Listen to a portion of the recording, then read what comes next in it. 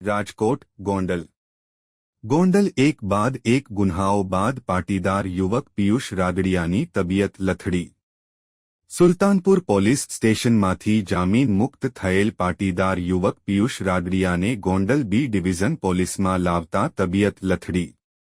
પિયુષ રાદડિયાની તબિયત લથડતા ગોંડલ સરકારી હોસ્પિટલમાં સારવાર અર્થે ખસેડવામાં આવ્યો।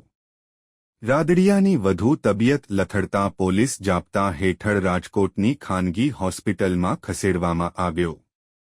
દિનેશ પાતર બાદ પિયુષ રાદડિયાને હોસ્પિટલમાં સારવાર અર્થે ખસેડવામાં આવતા ચકચાર। રિપોર્ટર આશિષ પાટડિયા ગોંડલ।